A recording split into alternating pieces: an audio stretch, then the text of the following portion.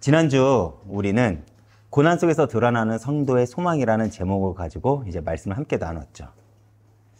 베드로 사도는 지금 곧 닥쳐올 환난 앞에 서 있는 성도들에게 소망을 가지라고 말하고 있습니다.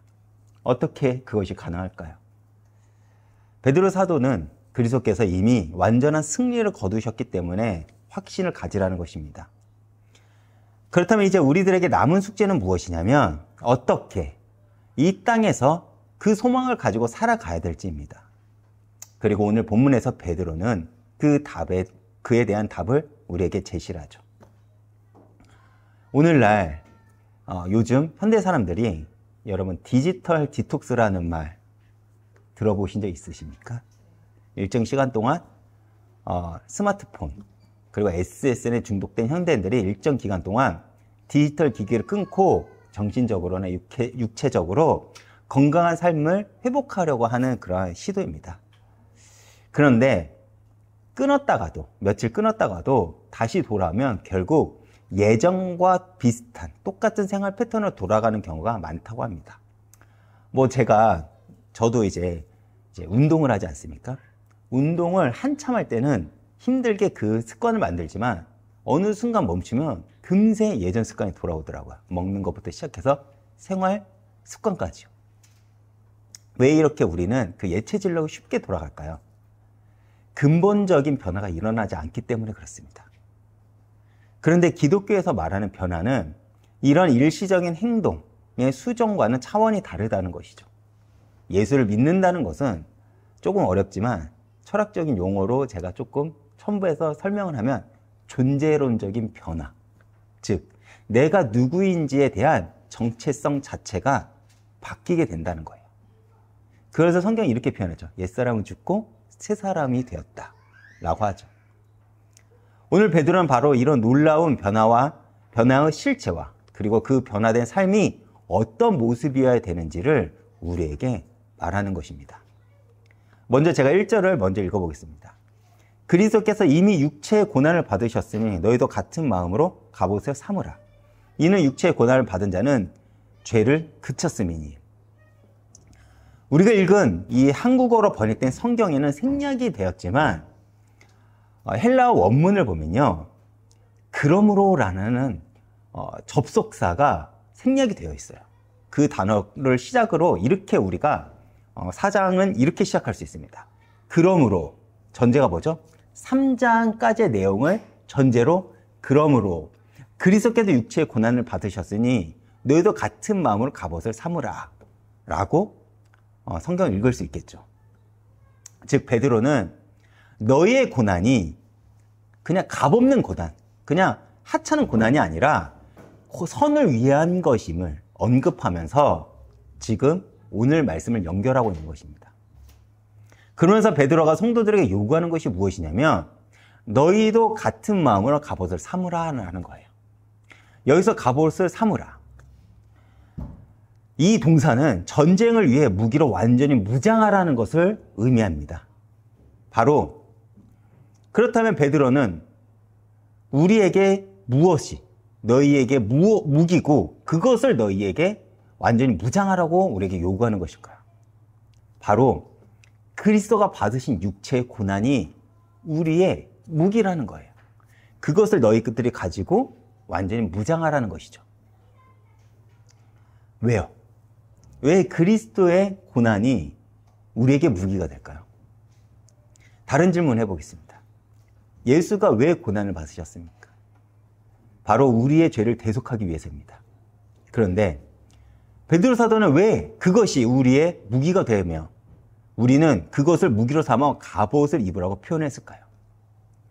바로 우리가 그 고난에 동참하는 것이 내가 예수와 연합했다라는 증거이기 때문에 그렇습니다.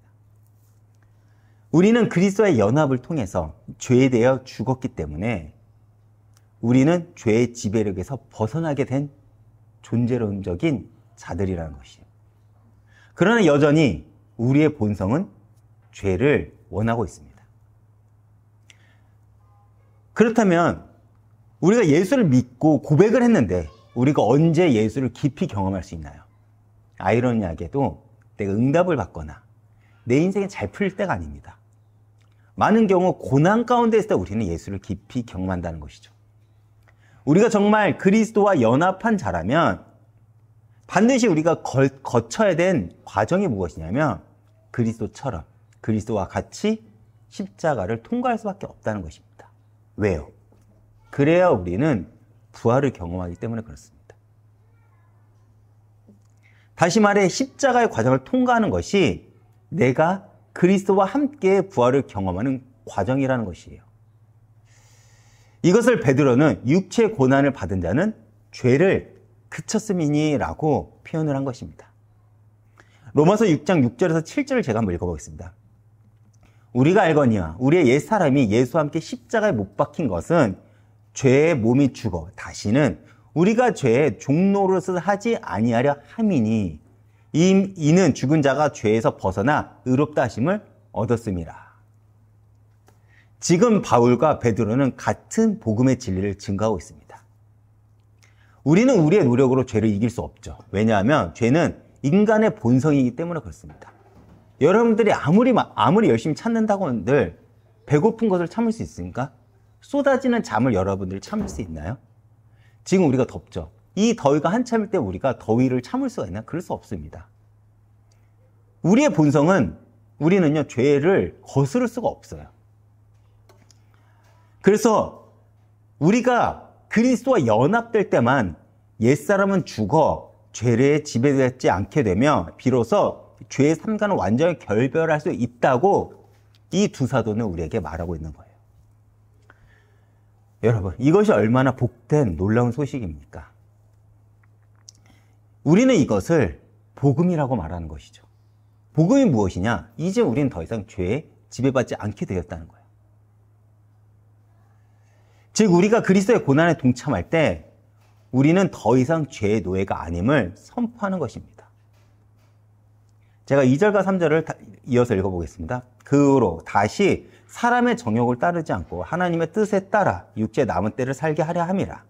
너희가 음란과 정욕과 술 취함과 방탕과 향락과 무법한 우상 숭배를 하여 이방인의 뜻을 따라 행한 것은 지나간 때로 족하도다. 베드로는 여기서 과거와 현재를 명확히 구분하고 있죠. 그 후로는 지나간 때로 족하도다 라는 표현을 통해서 죄에 묶여 살던 과거와 완전히 다른 인생을 사는 그 전환점을 우리에게 제시하고 있습니다. 즉 우리가 하나님 뜻에 따라 살기 전인 죄에 묶여 살던 과거의 삶은 우리는 어떠했다고 말하죠? 사람의 정욕을 따르는 삶이었습니다. 여기 성경에서 나열되는 음란, 정욕, 술 취함, 방탕, 향락, 우상 숭배는 모두 하나님 없이 살아가는 사람들의 삶의 전형적인 특징들이라는 것이죠. 우리 이렇게 보면 누가 이렇게 원초적으로 살겠어 라고 하지만 여러분 당장 불신자들이 즐거워하는 게 뭐죠? 딱 이거예요. 그렇지 않나요? 오늘날 우리야 뭐 술 먹고 노는 것을 조금은 우리는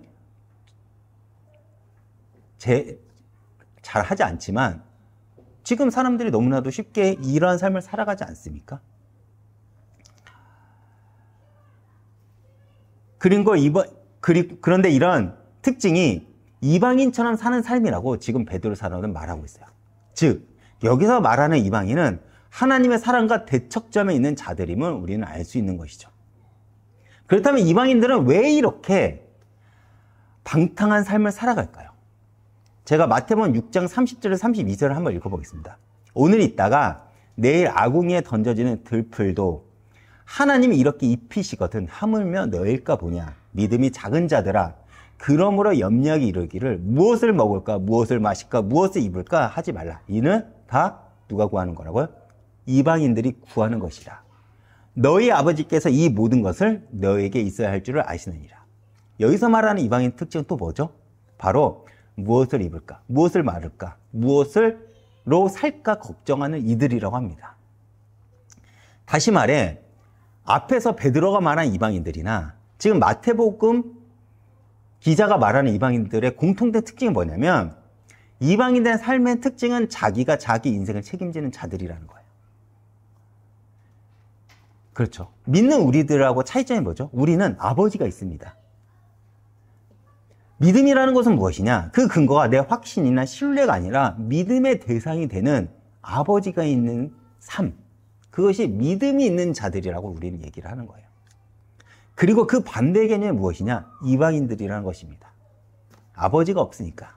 나의 그 믿음의 대상이 되는 하나님이 없으니까 음란, 정욕, 방탕, 향락, 우상 숭배 등을 하면서 내 마음대로 막 살아도 된다고 생각하는 자들이 누구라고요? 성경에서 말하는 이방인들이라는 것입니다. 그러니까 이들은 결국 무엇을 먹을까, 무엇을 마실까, 무엇을 입을까를 걱정해야만 한다는 것이죠. 왜 그렇습니까? 나를 책임지시는 아버지가 없으니까 자신의 그 인생을 내가 스스로 전부 책임져야 되기 때문에 그렇습니다. 그런데 우리가 그들과 다른 점은 무엇이죠? 아버지가 있다는 거예요. 제가 예수를 믿으면서 무엇이 좋냐라고 물어보면 딱 이거예요. 그래도 우리는 하소연할 때가 있잖아요. 제가 요즘 시편을 보면서 그것을 많이 느낍니다. 내가 답답하고 고민이 많고 내가 정말 죽을 것 같이 힘든 그 상황에 우리는 그래도 엎드려 기도할 대상이 있잖아요. 이것이 우리에게 얼마나 큰 위로가 됩니까? 물론 아버지가 있는 삶은요 불편해요. 왜냐하면 내 마음대로 살고 싶을 때 그렇게 못 가도록 책망하기 때문에 그렇습니다. 근데 그 삶은요 불편은 하지만 불행하진 않아요. 그렇죠. 얼마 전에도 제가 제 딸을 엄하게 혼낸 적이 있어요. 이유가 뭔지 아십니까? 인사 똑바로 안 한다는 거. 그것 때문에 제가 제 딸을 엄하게 혼냈었거든요. 왜냐? 그렇게 살면 이 아이가 어떻게 사람들의 평을 받을지 알잖아요. 그래서 인사를 크게 똑바로 해. 아무한테나 하라는 건 아니잖아요. 불편하죠. 울었어요. 제 딸은 울었어요. 불편해. 근데 제 딸이 불행하다고 할까요? 불행하지 않습니다. 아버지가 있는 삶. 부모가 있는 삶은 다르기 때문에 그래요. 그래서 마태복음에는 이렇게 이어서 이야기를 합니다. 먼저 그의 나라와 의를 구하라고. 왜요? 아버지가 모든 것을 더하실 것이기 때문에 그렇습니다. 이해가 가시죠? 이것이 믿음 있는 자의 신앙의 태도라는 것입니다. 아버지와 상관없는 삶을 사는 게 아니라 아버지의 눈치도 보고 아버지의 때로는 칭찬도 받고 때로는 책망도 받으면서 아버지가 책임지고 있는 그 삶을 살아가는 것. 아버지의 뜻대로. 왜요? 아버지가 모든 것을 더하시기 때문에 그렇습니다. 다시 돌아가 베드로가 지나간 때로 족하도다 라고 말을 합니다. 이것은 이제 단순히 죄를 그만둬 라는 뜻이 아니죠. 너희는 이미 죄의 영향력 아래 살던 삶과는 완전히 다른 존재가 되었다는 선언입니다. 그래서 베드로는 자신의 서신서를 통해서 그리스도인들의 과거를 부정적으로만 보지 않는다는 거예요. 비록 여러분들 어떤 삶을 살았더라도 남에게 말하지 못할 그 죄 가운데 살았더라도 그것이 헛되지 않다라고 말하고 있는 것입니다. 왜요? 그것이 너희들이 구원에 다룰 수 있는 과정이었기 때문에 너희들이 그 과거가 있었기 때문에 하나님을 만날 수 있기 때문이었다는 것입니다. 오히려 하나님의 주권적 은혜가 그들의 죄에 묶였던 과거까지도 구속하여 현재의 새로운 삶을 위해 준비 과정으로 사용하셨음을 증거하는 거예요. 그래서 저 역시도 마찬가지입니다. 제가 많은 것을 얻지 못했어요. 제가 얼마나 아까 광고에도 말했지만 재능이 없는지 아십니까? 과거에는 그 모든 것이 상처였어요. 그런데 이제는 그것이 상처가 되지 않는 이유는 뭐냐면 내가 그렇게 살았기 때문에 내가 깊이 하나님을 만났잖아. 더 이상 상처가 되지 않는다는 거예요. 사실 우리도 그렇습니다. 우리가 어떻게 하나님을 깊이 경험합니까? 많은 경우 과거에 죄악된 경험들이 오히려 하나님의 은혜를 더욱 깊이 깨닫게 하는 도구가 됩니다. 탕자가 언제 하나님의 사랑을 깊이 깨닫게 되었습니까? 자신이 아버지께 큰 죄악을 저질렀다는 것을 깨달았을 때 그는 겸손해지고 아버지의 사랑을 깊이 체험하게 되었습니다. 사실 사람은 바뀌지 않는다고 합니다. 그렇죠. 많이 들었죠. 저도 사실 그걸 그렇게 생각을 해요. 사람은 쉽게 바뀌지 않아요. 내가 그 사람에게 선의를 베푼다고 한들 상대가 나에게 선의를 베풀까요? 아니요. 많은 경우 그것을 이용합니다. 그런데 정말 하나님을 깊이 만난 사람은 바뀝니다. 왜 그런지 아십니까? 바로 존재가 바뀌기 때문에 그래요. 왜 존재가 바뀔까요? 우리가 받은 구원은 내가 죄인임을 처절하게 자각할 때 경험되는 사건이기 때문에 그렇습니다. 내가 죄인임을 먼저 자각하지 않는다면 어쩌면 나의 구원을 의심할 수밖에 없어요. 왜요? 내가 죄인임을 알 때 우리는 누구를 원하죠? 그리스도를 구하기 때문에 그렇습니다. 그리고 여기서 중요한 것은 완전히 과거와의 결별입니다. 이제 우리의 삶은 하나님의 뜻을 따라 사는 삶이 된다는 거예요. 여러분들 왜 교회 나오죠? 왜 불편하지만 이 말씀을 듣죠? 이렇게 빠르게 흐르는 시간 속에서 여러분들 왜 이렇게 오랜 시간 동안 말씀을 듣고 그 말씀을 내 마음속에 담고 있습니까? 이유는 하나예요. 하나님이 여러분들에게 원하는 삶이 예배자의 삶이기 때문에 그렇습니다. 이는 우리의 선택과 결정의 기준이 이제 하나님의 뜻이라는 의미가 되었다는 거예요. 우리의 삶의 이유도, 삶의 목적도 하나님을 위해 사는 삶, 그리고 가장 하나님께서 우리에게 원하시는 것은 예배자의 삶이기 때문에 그렇습니다. 제가 4절과 6절을 이어서 읽어보겠습니다. 이러므로 너희가 그들과 함께 그런 극한 방탕의 다름질을 하지 아니하는 것을 그들이 이상히 여겨 비방이야 하나 그들이 산자와 죽은 자를 심판하시기를 예비하신 이에게 사실대로 고하리라. 이를 위하여 죽은 자들에게도 복음이 전파되었으니 이는 육체로는 사람으로 심판을 받았으나 영으로는 하나님을 따라 살게 하려 함이니라. 여기서 베드로는 매우 현실적인 문제를 다룹니다. 그것이 무엇이냐면 진짜로 변화된 그리스도인들의 삶은 세상이 이상하다고 느낄 만큼 구별되어야 된다는 거예요. 세상처럼 그냥 세상의 눈치에 맞게 눈치대로 살아가라는 것이 아닙니다. 어떻게 보면 고지식하게, 어떻게 보면 답답할 정도로 하나님의 뜻에 따라 살라는 거예요. 여기서 이상히 여겨라고 번역된 헬라어 크니세조는 외국인을 대하듯이 낯설어 한다라는 의미를 가집니다. 다시 말해 과거에 나를 알던 이들이 변화된 나를 마치 외국인을 보든 낯설어 한다는 거예요. 그런데 그런 변화된 우리의 모습을 단순히 세상을 낯설어만 하는 것이 아니라 비방을 한다고 합니다. 왜 그렇죠? 자신들의 죄가 드러나기 때문에요. 불편하죠. 그런 우리들을 성경은 빛이라고 소개하고 있어요. 빛이 비치면 어떡하죠? 드러나죠. 불편한 겁니다. 우리들의 모습을 보고요. 악인들이 범죄를 저지를 때 상대를 내 편을 끌어들이는 가장 좋은 방법이 무엇인지 아십니까? 바로 나와 같이 죄를 저지르게 해서 공범을 만드는 거예요. 많이 들어보셨죠? 그런데 자신의 뜻대로 하지 않으면 어떡하죠?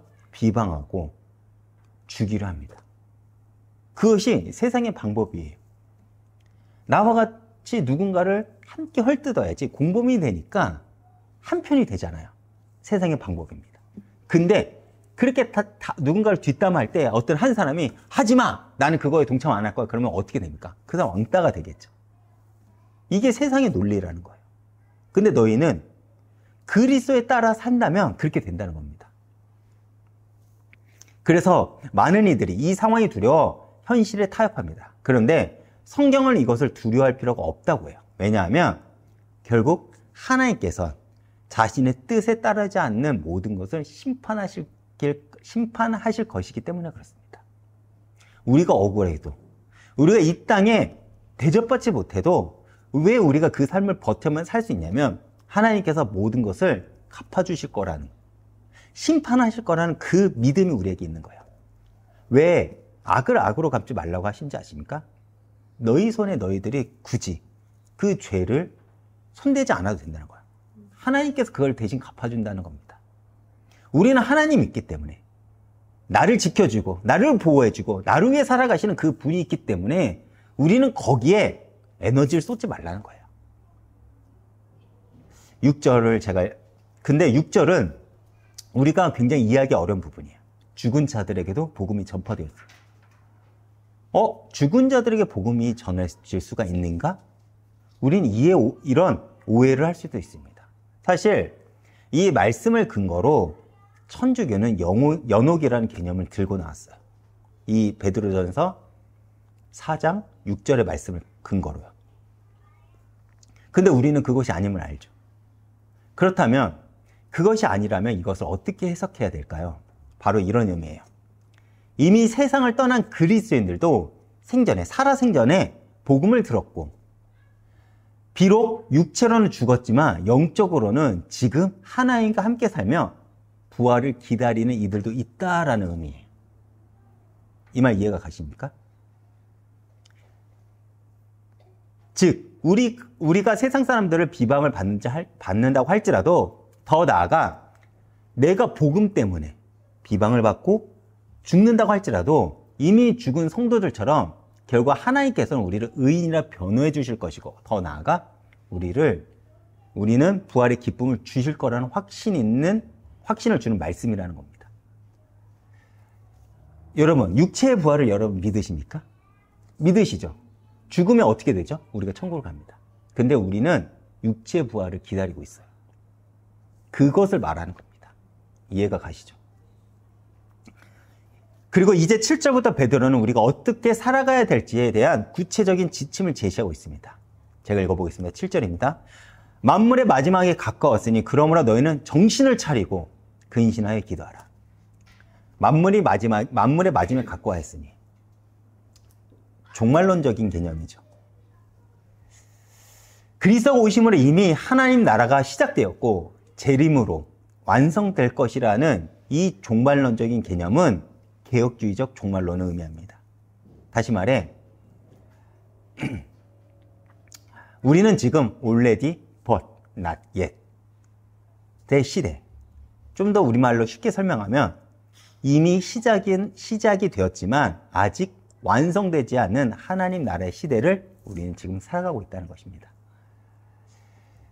그리고 우리는 이 종말의 시간을요, 두 가지 시간의 개념으로 이해할 수 있어요. 먼저는 크로노스, 우리가 일반적으로 이해하는 시간의 개념이죠. 연대기적 시간의 개념입니다. 다시 말해 주님이 2000년 전에 오셨습니다. 그때부터 뭐가 시작이 됐죠? 종말은 시작이 되었습니다.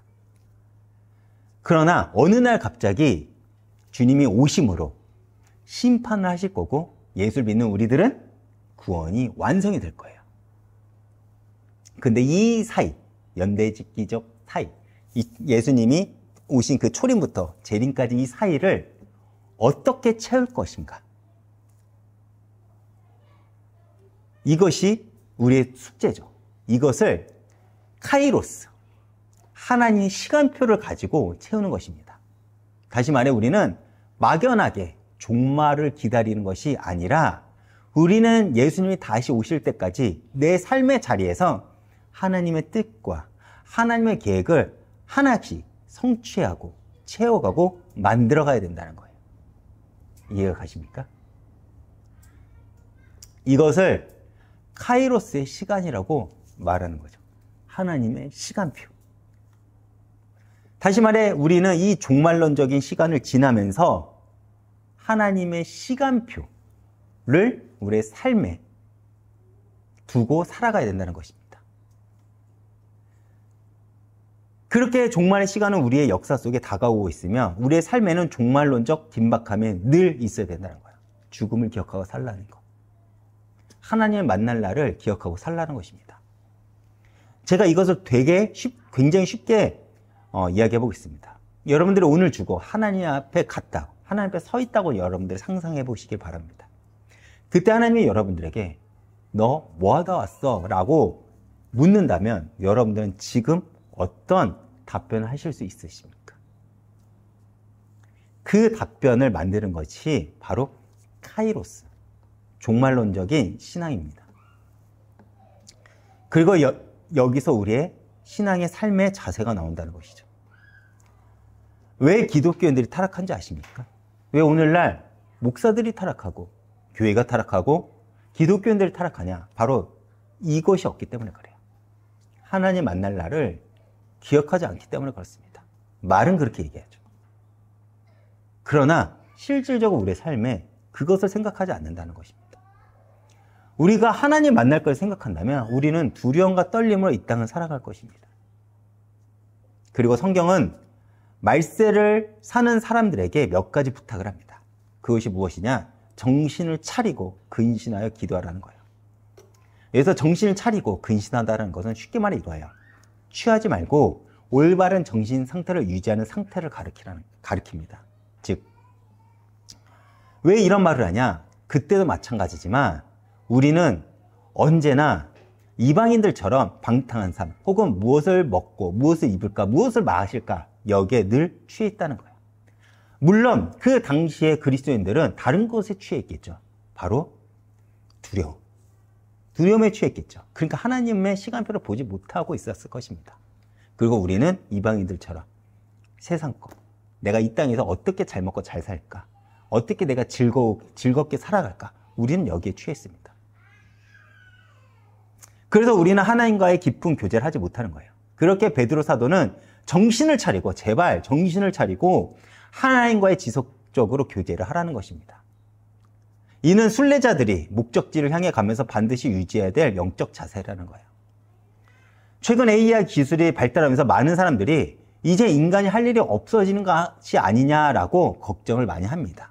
그런데 AI가 아무리 발달해도 절대 대신할 수 없는 것이 있어요. 그것이 무엇이냐면 바로 하나님과의 깊은 교제, 기도입니다. 내가 기도를 통해 하나님과의 교제는 할 수 없어요. 하나님과의 인격적 교제는 그 어떤 기술로 대신할 수 없는 바로 우리들, 성도들만의 특권이라는 것입니다. 그리고 두 번째로 부탁하는 것이 무엇입니까? 8절입니다. 무엇보다도 뜨겁게 서로 사랑할지니 사랑은 허다한 죄를 덮느니라. 여기서 뜨겁게라고 번역된 헬라어는 에크테네스라고 하는데, 이것의 정확한 의미는 뭐냐면 운동선수가 결승전을 향해 온 힘을 다해 달려가는 모습을 의미합니다. 다시 말해 우리의 사랑도 그렇게 전력을 다하는 사랑이어야 된다는 거예요. 왜 그러냐면 그렇게 온 힘을 다해야만 허다한 죄를 그때서야 비로소 덮을 수 있기 때문에 그렇습니다. 사실 우리의 본성은 남의 잘못을 들춰내고 정죄하고 판단하려고 하는 것이 내가 가지고 있는, 그리고 모든 인간들이 가지고 있는 본성입니다. 가십거리, 여러분들 보면 알죠? 뭐에 우리가 흥분하죠? 누군가의 잘못이 발견됐을 때 우리는 그것을 들춰내기 바쁩니다. 그리고 정죄를 하죠. 저 연예인들이 어떻다더라, 저렇다더라, 이렇다더라. 우리의 모습은 보지 못하고 상대를 정죄하기 바쁩니다. 그래서 너의 본성을 거스르기 위해서는 온 힘을 다해 사랑하라는 거예요. 그리고 고린도전서 13장에 바울은 사랑에 대해서 이렇게 이야기를 합니다. 제가 13장 4절부터 6절까지 읽어보겠습니다. 사랑은 오래 참고, 사랑은 온유하며, 희귀하지 아니하며, 사랑은 자랑하지 아니하고, 교만하지 아니하며, 무례히 행하지 아니하며, 자기 유익을 구하지 아니하며, 성내지 아니하고, 악한 것을 생각하지 아니하며, 불의를 기뻐하지 아니하며, 진리와 함께 기뻐하고. 이것이 쉽나요? 쉽지 않죠. 못합니다.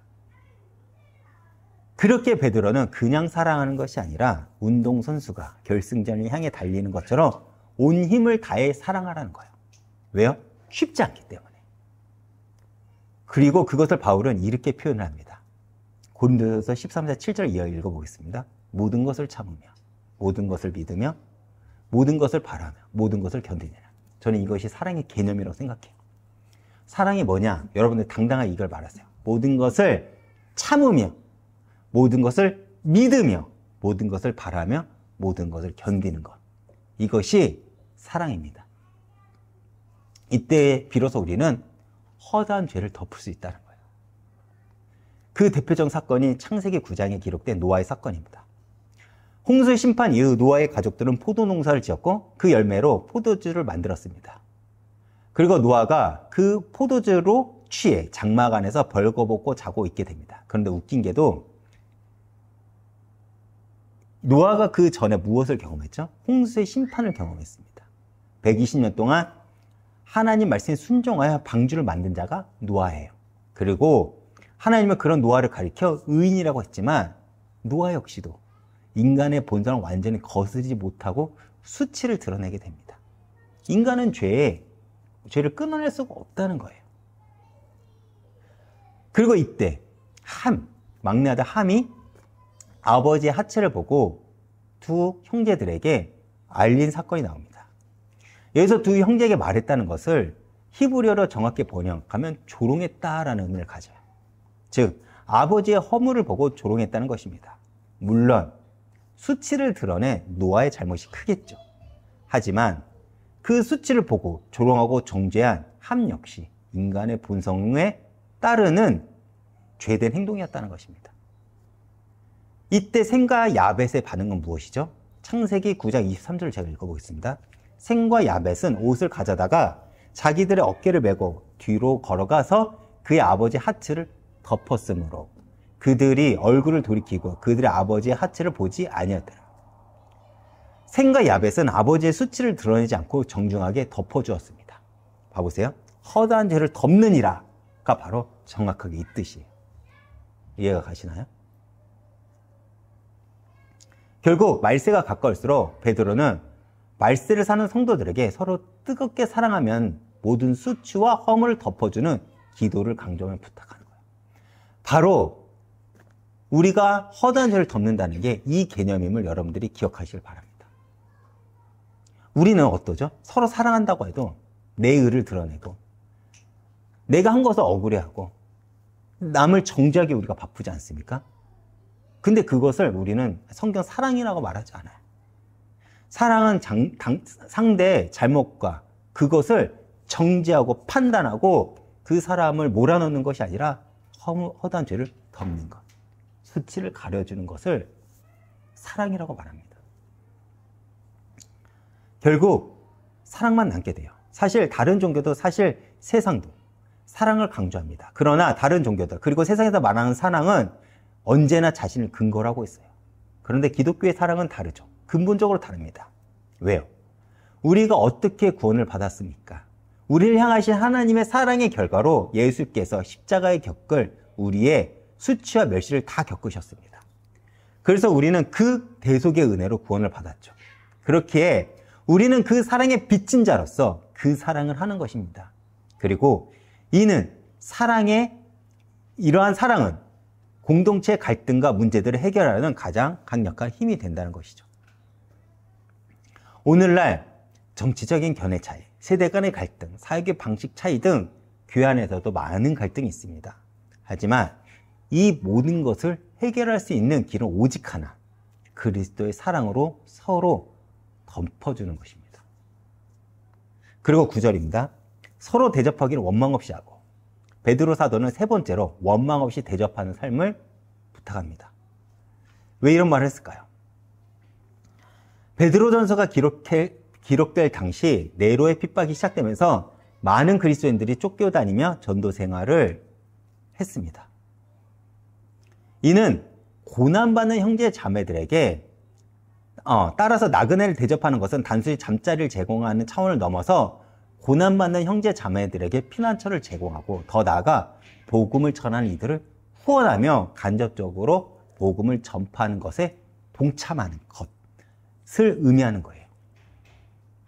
나그네를 대접하는 것이 경제적으로 부담될 수도 있고 여러 불편함이 따를 수도 있습니다. 하지만 베드로는 불평을 하지 말라고요. 왜냐하면 마태복음 25장 40절 예수님이 이렇게 말하고 있어요.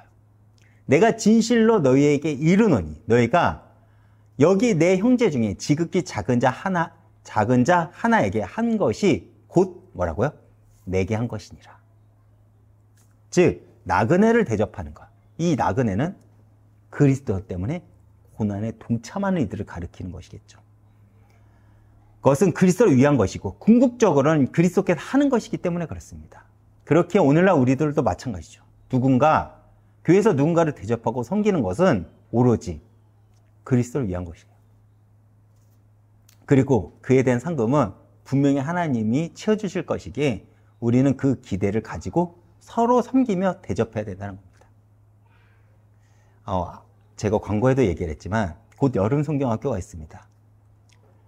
아마도 이때는 우리 교회 성도님들이 딱 이 말씀이 필요한 거예요. 서로 대접하기를 원망 없이 하고 이것이 우리에게 너무나도 필요한 것 같습니다. 아마 여러분의 헌신과 여러분들의 수고가 필요할 것이에요. 그러나 이 모든 대접의 상금은 주님이 채워주실 것을 기대하며 원망 없이 우리 아이들과 여름 성경을 동참하는 모든 이들을 대접해 주시길 부탁드리겠습니다. 결론입니다. 베드로전서 4장 10절에서 11절에서 우리의 새로운 정체성과 사명을 가장 명확하게 선언을 합니다. 제가 읽어보겠습니다. 각각 은사를 받은 대로 하나님의 여러 가지 은혜를 받은 선한 청지기 같이 서로 봉사하라. 만일 누가 말하려면 하나님의 말씀을 하는 것 같이 하고 누가 봉사하려면 하나님이 공급하신 힘으로 같이 하라. 이는 범사에 예수 그리스도로 말미암아 하나님의 영광이 받으시게 하려 함이니 그에게 영광과 권능이 세세 무궁토록 있느니라. 아멘. 우리는 각각 은사를 받은 이들입니다. 과거 죄에 묶여 살던 우리가 이제 하나님의 사랑으로 인해 하나님께서는 우리 각자에게 고유한 선물을 받은 귀한 존재가 되었다는 거예요. 그렇다면 하나님이 우리에게 은사를 주신 목적이 무엇입니까? 단순해요. 우리는 교회로 부름받았어요. 개인으로 부름받은 게 아니라 우리는 교회로 부름받았습니다. 그리고 성경은 교회로 부름받은 우리를 뭐라고 얘기하냐면 서로 지체라고 표현을 해요. 그렇기에 하나님은 한 사람에게 모든 은사를 주는 것이 아니라 각 사람마다 다양한 종류의 은사를 허락하셔서 각 사람이 서로를 위해 섬기고 봉사에 필요한 부분을 채우도록 하기 위함입니다. 그리고 그것이 하나님이 교회를 세우는 방법이라는 겁니다. 그래서 베드로 사도는 우리들을 향해 하나님의 여러 가지 은혜에 선한 청지기 같이 서로 봉사라고 요청을 하는 것입니다. 여기서 여러 가지라는 헬라어 포이킬로스는 어떤 의미를 가지냐면 무지개의 빛깔, 다채로운이라는 뜻을 가지고 있습니다. 다시 말해 하나님의 은혜가 얼마나 다양하고 풍성한지를 너희 교회 안에서 너희가 함께 함으로써 보이라는 거예요. 우리의 헌신과 수고는 다양한 색과 풍성함을 내며 그의 아름다운 덕을 세상에 소개하라는 것입니다. 그런데 여기서 중요한 것은 무엇이냐면 우리 모든 섬김과 말과 행동이 하나님이 공급하시는 힘으로 이루어진다는 거예요. 내 힘으로 하면 그것은 내 의가 됩니다. 그리고 우리의 본성은 뭐라고 했죠? 우리는 죄의 본성을 가지고 있어요. 만약 그것이 내 의가 된다면 내가 한 만큼 우리는 남을 정죄하게 될 거예요. 그래서 우리는 하나님이 공급하신 힘으로 그 애씀이 있어야 된다는 겁니다. 이것이 우리가 지치지 않고 지속적으로 하나님과 교회를 섬길 수 있는 비밀이라는 것이죠. 이 모든 것의 궁극적인 목적은 예수 그리스도로 말미암아 하나님이 영광을 받으시게 하려 함이라는 겁니다. 우리의 변화된 삶, 우리의 섬김, 우리의 사랑, 우리가 나그네를 환대하는 모든 것이 궁극적으로는 하나님의 영광을 위한 것입니다. 여러분, 우리가 왜 고난이 우리의 무기가 될까요? 고난은 우리에게 죄에 대한 돌이킴과 함께 겸손함을 주기 때문에 그렇습니다. 그렇기에 우리에게 가장 큰 저주는 고난이 아니에요. 가장 큰 저주는 뭔지 아십니까? 내가 거룩하지 않는데 유명해지는 것, 성공하고 높아지는 것입니다. 왜 그런지 아십니까? 내가 유명하고 높아지고 내가 성공한 만큼 하나님을 욕되게 하기 때문에 그렇습니다. 그렇게 우리의 모든 삶은 하나님을 위한 삶이며 그것이 우리의 첫 번째 되는 삶의 목적이 되어야 된다는 거예요.